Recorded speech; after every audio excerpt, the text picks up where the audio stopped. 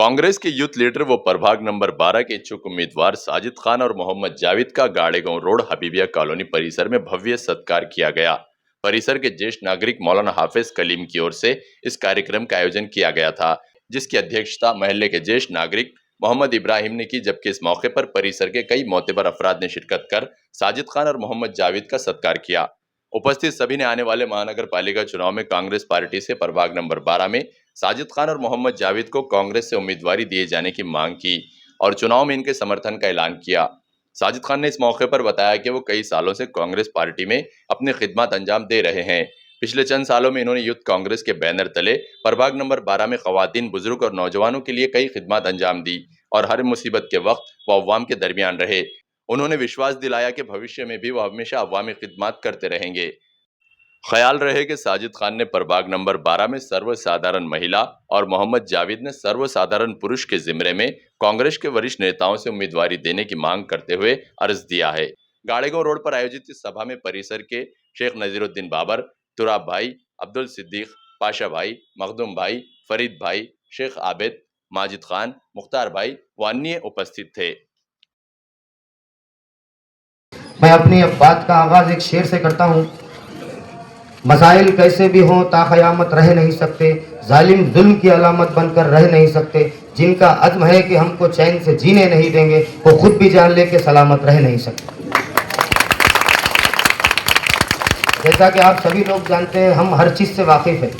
जैसा कि मैं इस काबिल नहीं था कि इलेक्शन लड़ूं, मगर आप सभी वार्ड नंबर 12 के जिम्मेदार लोगों ने मेरे पास आए, इज्जतदार माँ बहनें मेरे पास आए, क्योंकि सबसे ज़्यादा मेरे पास महिलाओं का काम है। मैं देखता हूँ कि आज भी हम अपने आप को इतना काबिल और ताकतवर समझते हैं, मगर हमने अंदर से अपने आप को देखा तो ना तो हमारा तहसीलदार है, ना तो हमारा पुलिस स्टेशन है, ना तो दवाखाने हमारे हैं, ना तो आंगनबाड़ी हमारी है, ना तो हमारा एक राशन कार्ड बनाने में जो मुसलमानों को परेशानी का सामना होता है। एक गरीब आदमी एक राशन कार्ड बनाने में 2-2.5 साल से आज मुसलमानों को परेशानी का जो सामना हो रहा है, तुम और हमारे बस का काम नहीं रहा। अगर आने वाले वक्त में अगर हम जैसे पढ़े लिखे नौजवानों को आप सामना नहीं करेंगे तो ये डिजिटल के दौर में हमारा कोई सानी आने वाला नहीं है। हमारे 7 समंदर पार से कोई हमको बचाने वाला नहीं है। आप लोगों को अज़्म करना होगा, आप लोगों को ये तय करना होगा कि हमारा लीडर हमारे जैसा होना चाहिए, हमारे मसले मसाइल का हल करना चाहिए। आप लोग जानते हैं, आप लोग बाशऊर होशियार लोग हैं, समाज में इतने काबिल लोग हैं, मगर सियासत का हिस्सा कोई नहीं बनता। हमने कोशिश करी, हमने बहुत सारे लोगों के पास गया, देखो हमें इलेक्शन लड़ना चाहिए, हम इलेक्शन लड़ना चाहते हैं, तो किसी ने ये नहीं पूछा कि भाई आप इलेक्शन क्यों लड़ना चाहते हैं, हम अच्छे नहीं हैं क्या, हमारे हालात बराबर नहीं है क्या। तो हमने कहा मैं ये तवक्को कर रहा था बड़े बड़े लोगों से कि आप हमसे पूछते कि साजिद खान आप क्यों इलेक्शन लड़ना चाहते हैं, आपका इरादा क्या है, आप लड़ने के लिए क्या शऊर रखते हैं, आपके अंदर क्या सलाहियत है, आपने अंदर कौम की क्या क्या कामें की है। तो मैं आप सब लोगों को बताता चलूँ कि किसी ने ये नहीं कहा, हर किसी ने ये कहा कि साजिद खान आपके पास पैसा कितना है, साजिद खान आपके पास पैसा कितना है, अगर आपके पास पैसा है तो आप इलेक्शन लड़ सकते हैं, वरना आपको इलेक्शन लड़ने का कोई अधिकार नहीं। मैं उनको बताता चलूं कि ये कौम, ये जो बैठे वाले हमारे इज्जतदार भाइयों, दोस्तों, बुजुर्गों, मैं आपको बताता चलूं कि हमें क्या ज़रूरत है पैसे की। आप बताइए, हम पैसे के नाम पे तो ख़त्म होते आए हैं। आज हमारे पास रोड नाली की सहूलतें अवेलेबल नहीं है, हमारे बच्चों को शिक्षा बराबर नहीं मिलती है, हमारे रोडों नालियों की सड़कें बराबर नहीं, आज भी बुरे जानवर हमारे गलियों में घूमते रहते हैं। आप बताइए, मैं गलत कहीं कह रहा हूँ तो मुझे माफ़ करिएगा, मगर ये सच्चाई बोलना ज़रूरी है। वो जुल्म के साए में लब खोलेगा कौन, हम भी चुप रहे तो फिर बोलेगा कौन। तो मेरे भाइयों बुजुर्गों, विधानसभा इलेक्शन के आगाज में होते ही जनाब अब्दुल सत्तार साहब को उन्होंने ये सोचा, हर बड़े बड़े लोग गए, कोई के साथ कि भाई कोई समाज की किसको वोट देना चाहिए, किसी ने कहा कि हमें वोट दे, हमें टिकट दीजिए। तो हम सब ने अज़्म किया था कि जनाब अब्दुल सत्तार साहब को इस बार हमको चुना के लाना है। तो पार्टी ने, कांग्रेस पार्टी ने विश्वास दिखाकर जनाब अब्दुल सत्तार साहब को टिकट दिया।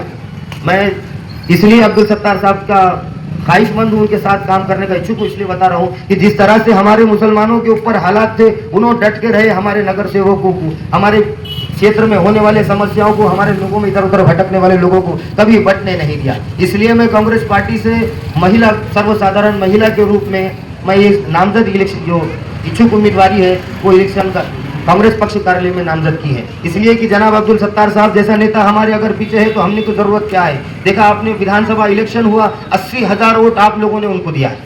80,000 वोट आम बस की बात नहीं है, मुसलमानों में शायद कोई और नहीं ले सकता।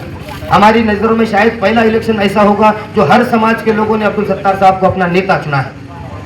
मैं गलत नहीं कह रहा हूं आपसे कि मैं ये जानता हूं कि आप देखिए इस बार कांग्रेस का वक्त है, कांग्रेस का दौर है, कोई और पार्टी हमको नहीं अपना सकती। आने वाले महानगर पालिका में अगर महापौर हमारा बिठाना है तो हमें अब्दुल सत्तार साहब के नेतृत्व में उनके साथ काम करना पड़ेगा, कांग्रेस पार्टी को साथ लेकर चलना पड़ेगा, क्योंकि कोई और पार्टी हमारा अफसानी नहीं है।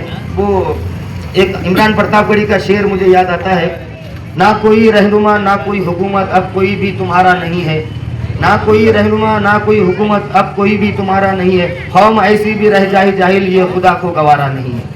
तो मैं आप लोगों से कहना चाहता हूं, मैं अपने आप को इस काबिल नहीं समझता, मगर जब से मैंने नांदेड़ शहर में जब सबसे पहला कैंप लाड़की बहन का आगाज हुआ तो सबसे पहला काम आप जहां बैठे हुए हैं, मैं यहीं पर 1000 से ज्यादा महिलाओं का काम फ्री में मुफ्त में कर दिखाया हूं। युवक कांग्रेस का मैं नांदेड़ शहर का नायब सदर हूं। युवक कांग्रेस के हमारे नांदेड़ शहर के प्रभारी जनाब रोहित कुमार साहब आए तो उन्होंने कहा साजिद भाई तत्काल हमको कैंप लगाना है और लाड़की बहन का कैंप हमको लेना है।